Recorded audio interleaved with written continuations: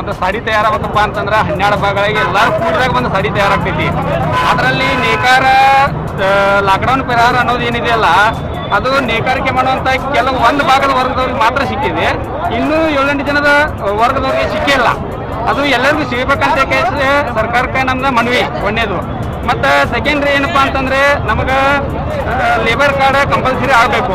ಅಂದರೆ ನಾವು DC ಅವರಿಗೆ ಮನವಿ ಏನಪ್ಪ ಅಂತ ಕೊಡೋದಂತಂದ್ರೆ ನಮಗೆ ಇವಾಗ ಕಟ್ಟಡ ಕಾರ್ಮಿಕರಿಗೆ ಯಾವ ಥರ ಸವಲತ್ತುಗಳು ಅದಾವಲ್ಲ ಹಂಗೆ ಎಲ್ಲ ನೇಕಾರ ವರ್ಗದವ್ರಿಗೆ ಎಲ್ಲರಿಗೂ ಸಿಗಬೇಕನ್ನೋದು ನಮ್ದು ಮನವಿ ಕೂಲಿ ನೇಕಾರರಿಗೆ. ನಮ್ಮ ಹೆಸರು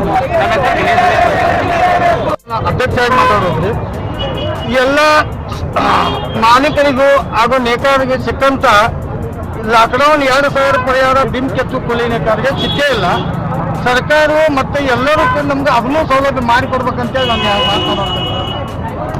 ಮತ್ತೇನಿದ್ರೆ ಮತ್ತೇನಿಲ್ಲ. ನಮ್ಮ ಬೇಡಿಕೆ